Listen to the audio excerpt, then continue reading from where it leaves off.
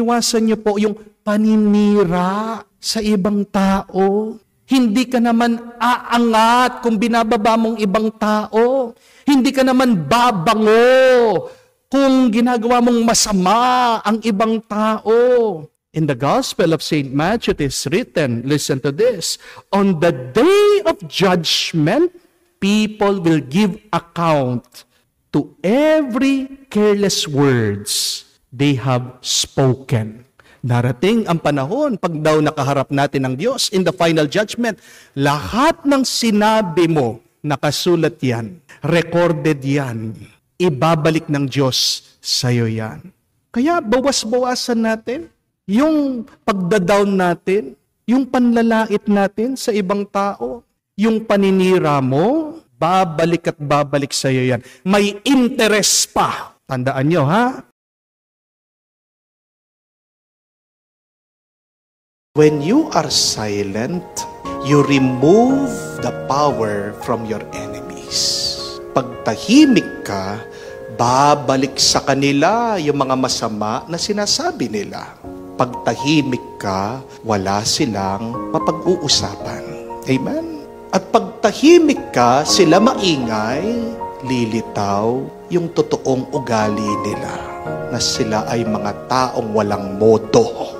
Sila'y mga taong walang pinag-aralan, na sila ay mga taong walang kagandahang kalooban. Ano ang kasabihan? Na ang latang maingay, walang laman. What does that mean? That confidence is silent and insecurity is loud. Alam nyo na ha? Pag ang tao ang ingay-ingay, pag sinisiraan ka, insecure sa'yo yan. Ikaw ang mananalo, ikaw magwawagi, ikaw ang lilitaw na mabuti at tama, tumahimik ka lang.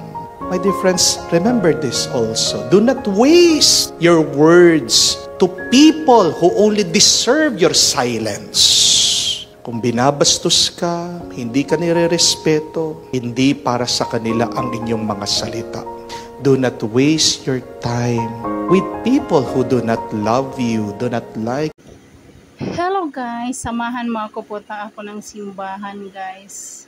Kasi magpapasalamat ako din sa mga lahat ng binibigay niya sa akin na lakas at saka sa financial din guys. At saka may papasukin ako na business guys. Sana bigyan niya ako ng clue kung gagawin ko or hindi. Ayan din, yung anak ko din nagdadasal din siya. Parang true yung anak ko Hindi ko alam kung ano yung pinagdadasal, ang tagal nagdasal niyan. Ayan, kapit lang po ya kay Lord. Ayan, pagdating namin galing simbahan, pumunta kami sa barberuhan kasi pinagupitan ko si Macdoni. Kasi mahaba na yung buhok niya.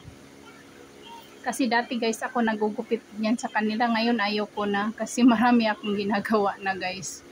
Ayan lang guys. Pagdating ko sa bahay, kasi namili na din kami ng mga ulam. Pagkatapos namin dyan, pumunta kami sa Mitsa, bumili kaming ribs. At saka po, yun guys, hinanda ko na yung ilaga ko ng ribs na gulay. Ayan, hinanda ko yung mga gulay. Ayun lang guys. Thank you for watching. Maraming salamat.